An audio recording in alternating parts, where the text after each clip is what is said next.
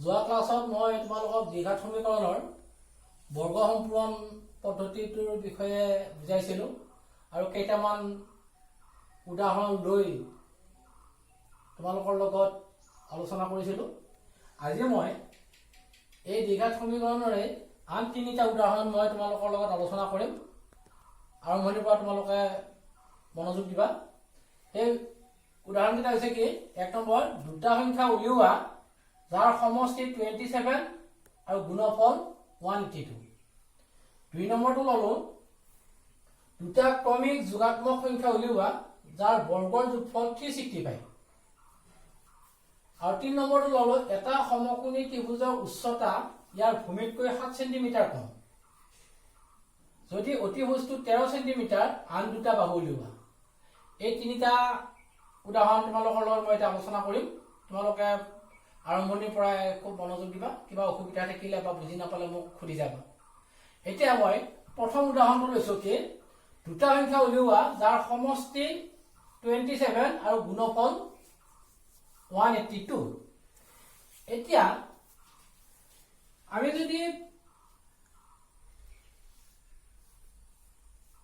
এটা সংখ্যা 10 ললো, কৈছে কি দুইটাৰ যোগফল বা সমষ্টি 25 বুলি কৈছে।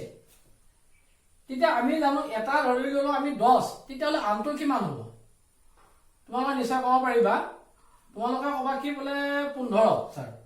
কিন্তু এতিয়া এই 15টো আমি কেনেকৈ পালো সেই কথাটো আমাক লাগিব। এই অংকটো আমি 15টো পাম যদি প্ৰথমটো 10 হয়, দ্বিতীয়টো কিমান হ'ব? 15। 15টো পাম এই 25ৰ পৰা 10 বিয়োগ কৰিলে আমি কি পাম? 15 পাম। ঠিক একে নিচিনাকৈ ইয়াতে কৈছে কি দুইটাৰ যোগফল 27। তাৰমানে এটা ধৰি ললো x আৰু আন এটা আছে সংখ্যা। এতিয়া দুইটাৰ যোগফল 27, তেতিয়াহ'লে এই আনটো কিমান হ'ব? 27 মাইনাছ x। আনটো ঠাইত দি আমি ৱাচিনটো দিছো। এতিয়া ঠিক এই লেভেলত আমি কি কৰিব পাৰিম? ধৰা হ'ল এটা সংখ্যা x, এটাকে আনটো কিমান হ'ব? 27 মাইনাছ x। তাৰপিছত আমি কি ইহঁত দুটাৰ পূৰণফল বা গুণফল 182 বুলি কৈছে। এতিয়া আমি একেবাৰে লিখিম শৰ্তমতে কি কৈছে, এইটো সংখ্যা পূৰণ এইটো সংখ্যা, এই দুটাৰ পূৰণফল কিমান বুলি কৈছে? 182 বুলি কৈছে।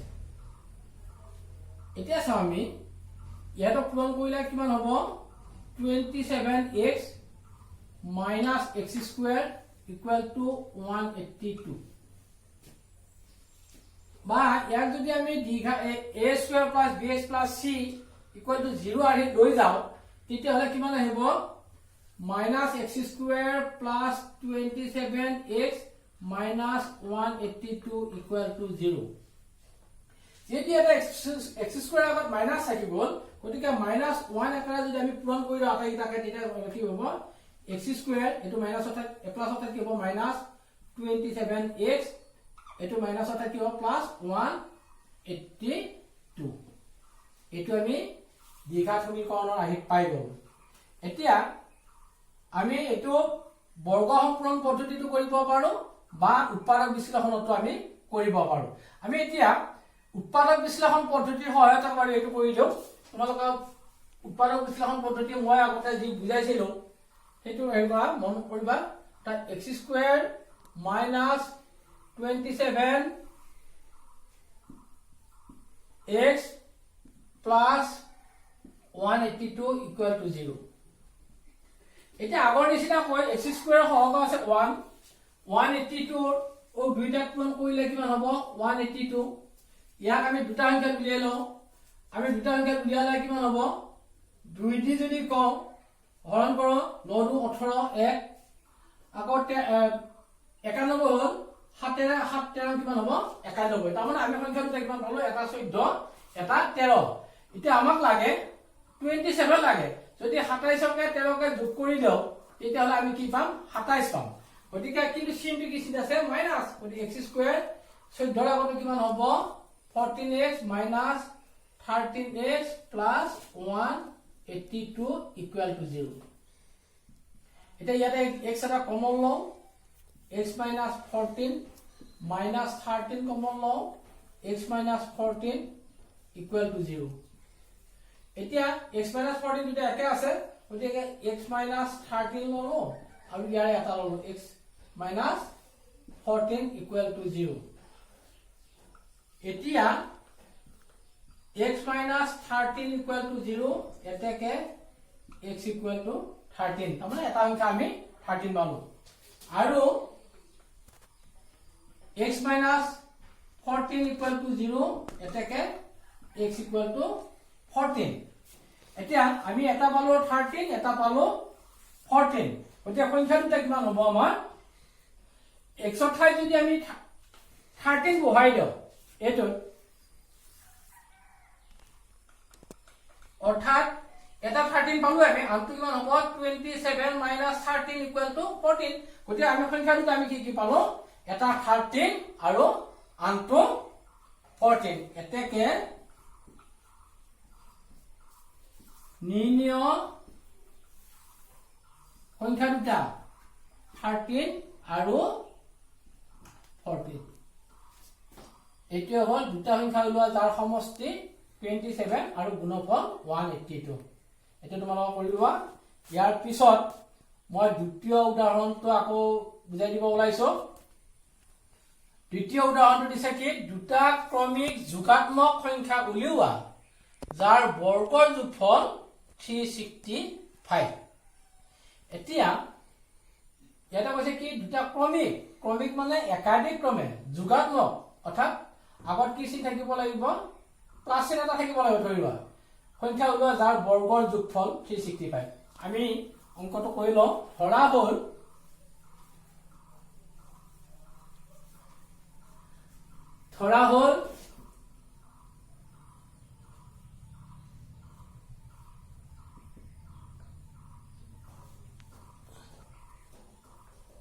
ক্ৰমিক যোগাত্মক এটা সংখ্যা x ইয়াৰ পিছতো কিমান হ'ব যদি আমি 1 ধৰ 1 ৰ পিছৰটো ক্ৰমিক হলে কিমান হ'ব 2 2 পিছৰ হলে 3 তাৰ মানে প্ৰথমটোৰ লগত আমি 1 যোগ কৰি দিলো এতেকে ইয়াৰ পাছৰটো কিমান হ'ব ইয়াৰ পাছৰটো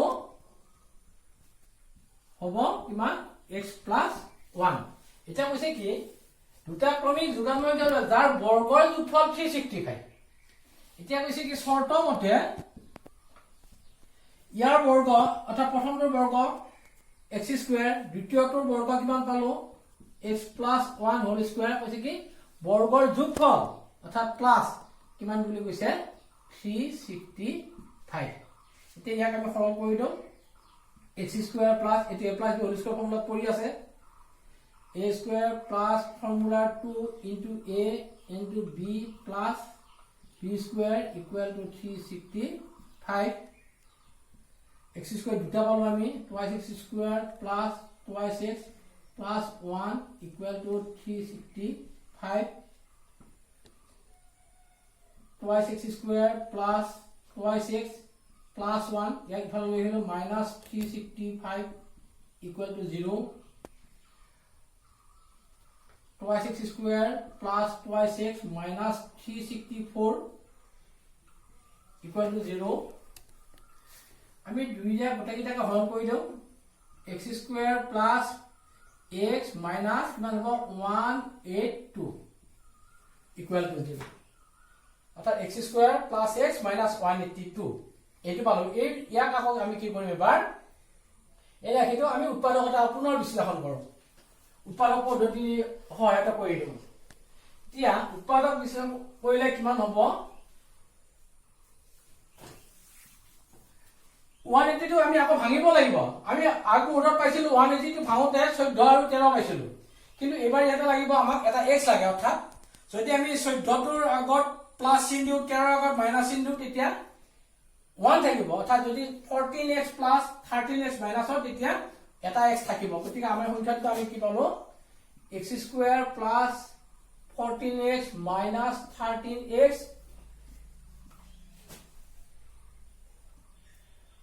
minus 182 equal to 0. X common lole x plus 14 minus 13 common lole x plus 14 equal to 0. Etia x minus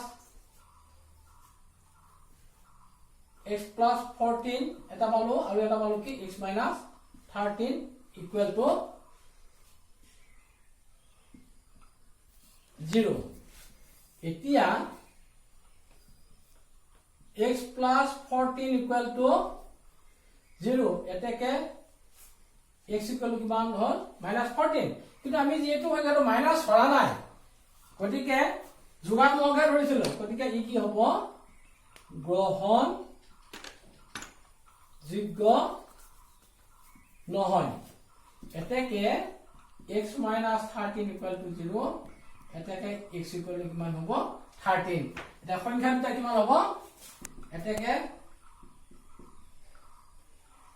সংখ্যা দুটা 13 আৰু 13 plus 1 সমান 14 এইটো হ'ব आंसर দুই নম্বৰটো অতি দৰকাৰী কিন্তু অংক এটা তোমালোক অলপ মনোযোগ দিবা নম্বৰটো তোমালোকক মই বুজাই দিলো নিশ্চয় বুজি পাইছা ইয়াৰ পিছত আমি 3 নম্বৰ উদাহৰণটো লৈ লম 3 নম্বৰটো কি দিছে এটা সমকোণী ত্ৰিভুজৰ উচ্চতা ইয়াৰ ভূমিতকৈ 7 সেন্টিমিটাৰ কম যদি অতিভুজটো 13 সেন্টিমিটাৰ আন দুটা বাহুৰ উলিওৱা এতিয়া আমাক কৈছে কি সমকোণী ত্ৰিভুজৰ কথা কৈছে ভূমিৰ কথা কৈছে অতিভুজৰ কথা কৈছে উচ্চতাৰ কথা কৈছে গতিকে যেটো সমকোণী গতিকে আমি সিধা যদি পাইথাগোৰাছৰ লৈ আমি যাবই লাগিব হে আমি এটা বৰ ত্ৰিভুজটো আঁকি লওঁ এই ছবি এটা সমকোণী ত্ৰিভুজৰ উচ্চতা ইয়াৰ ভূমিতকৈ 7 সেন্টিমিটাৰ কম এই ধৰা ভূমি আমি ইয়াৰ পৰা ইয়ালৈ ললো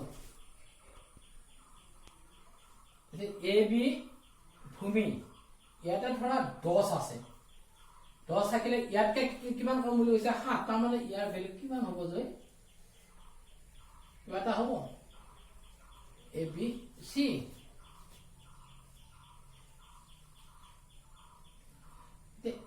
যেটো সমকোণী বুলি কৈছে এতিয়া কৈছে ভূমিতকৈ কিমান কম বুলি কৈছে 7 সেন্টিমিটাৰ কম বুলি কৈছে আমি ধৰি ললো ভূমি x ধৰা হল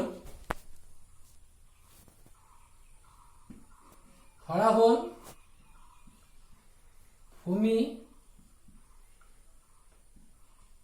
1 সেন্টিমিটাৰ এতেকে উচ্চতা কিমান হ'ব ইয়াতকে কিমান কম বুলি কৈছে 7 সেন্টিমিটাৰ কম বুলি কৈছে গতিকে x - 7 সেন্টিমিটাৰ আৰু কি দিয়া আছে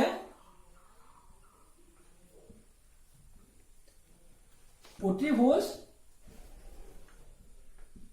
13 সেন্টিমিটাৰ যেটো সমকোণী ত্ৰিভুজ বুলি কৈছে গতিকে আমি পাইথাগোৰাছৰ সহায় ল'ব লাগিব এটো 13 দিলে তো 13 এটো হল x - 7 অংকন মতে এতিয়া পাইথাগোৰাছৰ উপপাদ্য মতে আমি কি মান লিখিব পাৰো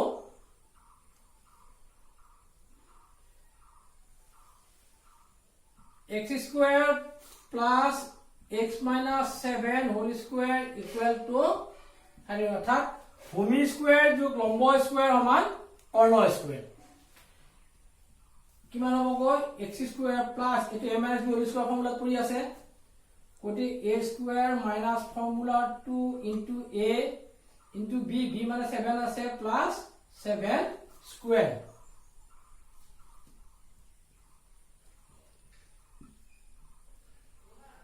equal to 13 upon 13 169